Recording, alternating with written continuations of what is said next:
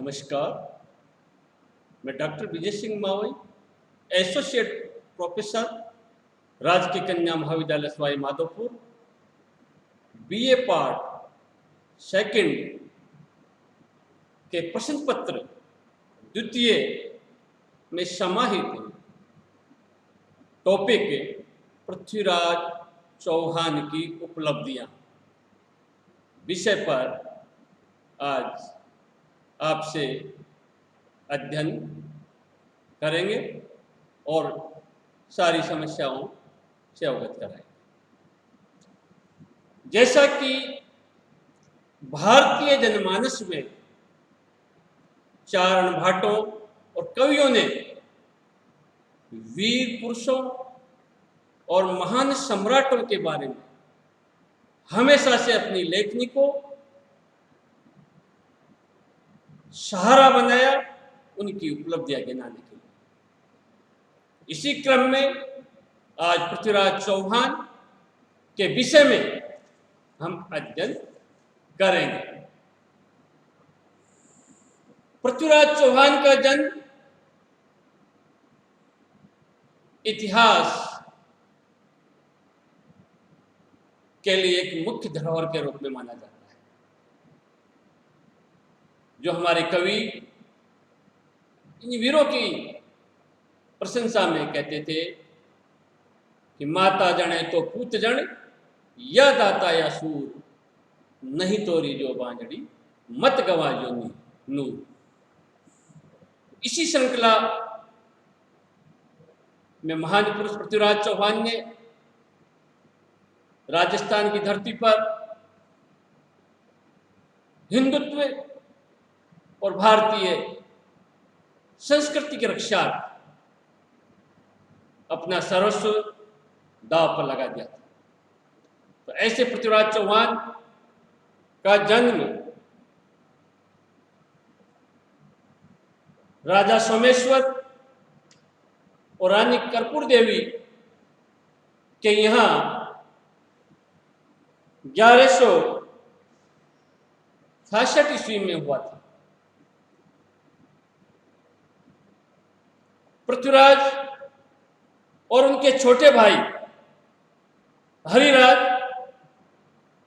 दोनों का जन्म गुजरात में हुआ था, जहां उनके पिता सोमेश्वर को उनके रिश्तेदारों ने चालुक्य दरबार में पाला था। पृथ्वीराज गुजरात से अजमेर चले गए। जब पृथ्वीराज द्वितीय की मृत्यु के बाद उनके पिता सोमेश्वर को चौहान साम्राज्य का अधिपति बनाया गया। सोमेश्वर की मृत्यु के उपरांत लगभग 11 वर्ष की उम्र में पृथ्वीराज चौहान अपने साम्राज्य को संभालने के लिए शासक बना। अपनी मां कर्पूर देवी के संरक्षण में पृथ्वीराज ने चौहान साम्राज्य को संभालने का कार्य किया।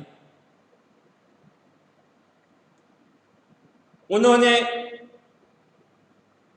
वर्तमान राजस्थान, हरियाणा और दिल्ली तथा पंजाब, मध्य प्रदेश और उत्तर प्रदेश के कुछ हिस्सों पर भी नियंत्रण किया। उनकी राजधानी अजमेर, जो कि आजकल अजमेर कहलाती है, वहां स्थित थी। दिल्ली में अब खंडर हो चुके किला राजपिथोरा के निर्माण का श्रेय पृथ्वीराज को जाता है। पृथ्वीराज रासो के अनुसार दिल्ली के शासक अनंतपाल तोमर ने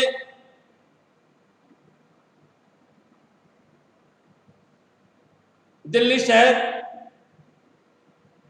उन्हें दिया था, लेकिन अधिकांश इतिहासकार इस पर सहमत नहीं है और उसे उनके चाचा विग्रहराज चतुर्थ द्वारा विजित करना बताया जाता है।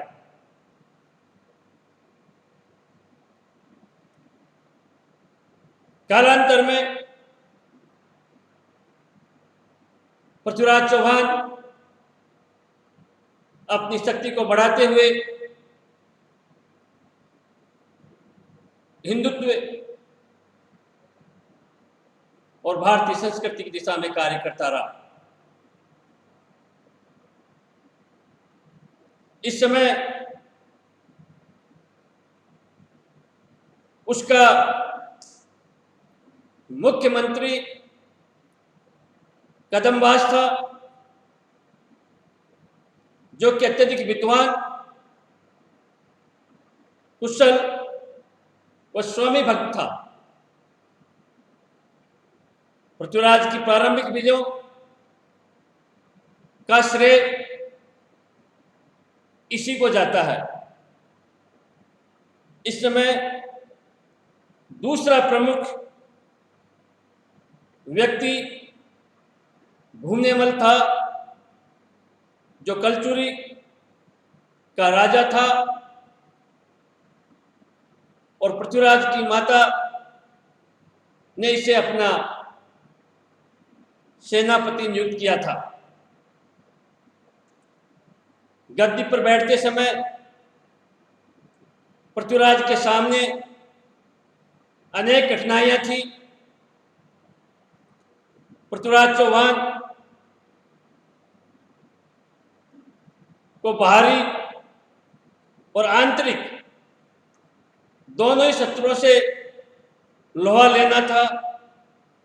पृथ्वीराज ने सबसे पहले अपने आंतरिक शत्रुओं को पराजित किया, जिससे चौहान शासन को एक सूत्र में बांधा जा सके और उन्हें केंद्रीय शक्ति के अधीन कर सके। और उसके बाद उसने अपने साम्राज्य को विस्तार करने की दिशा में दिग्विजय अभियान भी चलाया। तो पृथ्वीराज चौहान की जो प्रारंभिक विजय है, जिनके बल पर वह अपने साम्राज्य को स्थापित कर सका और आगे दिग्विजय अभियान की दिशा में कार्य कर सका, उसमें पहला उसका जो उपलब्धि भरा कार्य था वह है नागार्जुन का दमन। पृथ्वीराज चौहान के गद्दी पर बैठते ही विग्रहराज चतुर्थ, जो कि उनके चाचा थे, उनके छोटे पुत्र नागार्जुन ने उसके अधिकार को चुनौती दी। पृथ्वीराज ने अपने सेनापति की देखरेख में एक विशाल सेना नागार्जुन के विरुद्ध रवाना की। इस सेना ने नागार्जुन के प्रधान केंद्र गुड़गांव को चारों तरफ से घेर लिया। नागार्जुन तो किसी तरह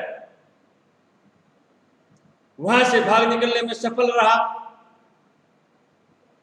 लेकिन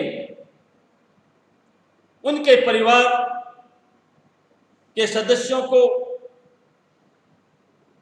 और अनेक सैनिकों को पकड़कर अजमेर लाया गया। यहां उन्हें मौत के घाट उतार दिया गया और उनके सिर किले के दरवाजे पर लटका दिए गए ताकि ऐसी प्रवृत्तियों को हतोत्साहित किया जा सके। भविष्य में नागार्जुन का कहीं उल्लेख नहीं मिलता। तो प्रारंभिक विजय के तौर पर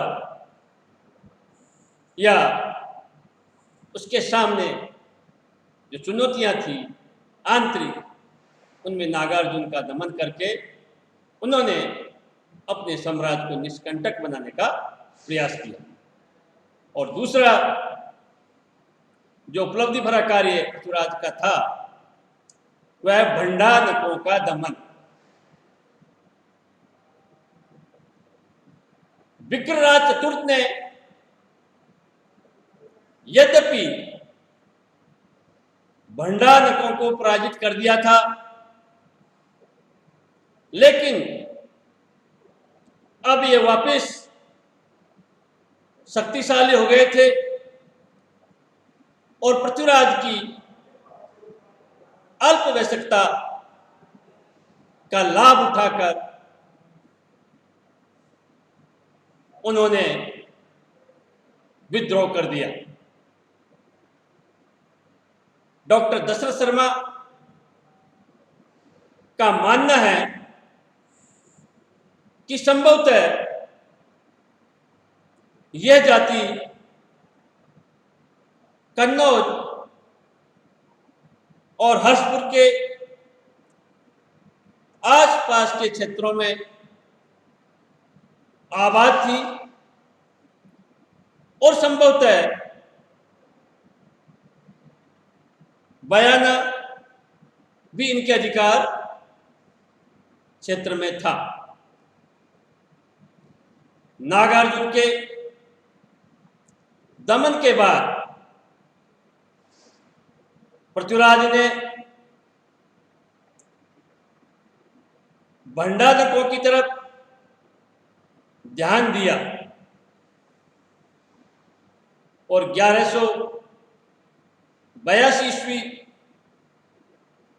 में उसने भंडारकों पर जबरदस्त आक्रमण करके उन्हें समाप्त करने का प्रयास किया। उनकी बस्तियों को उजाड़ दिया गया और सैनिकों को मौत के घाट उतार दिया गया। इसमें हजारों भंडारक उत्तर की तरफ भाग गए और अपने जीवन की रक्षा की। इसके बाद एक शक्ति के रूप में भंडारकों का उल्लेख नहीं मिलता। इन विजयों के बाद पृथ्वीराज का उत्तराधिकार सुदृढ़ हो गया और भविष्य में किसी भी चौहान उम्मीदवार ने उसके नेतृत्व को चुनौती देने का साहस नहीं किया। इस प्रकार पृथ्वीराज ने प्रारंभिक विजयों के माध्यम से अपने को सुदृढ़ और शक्तिशाली बनाने का प्रयास किया। धन्यवाद।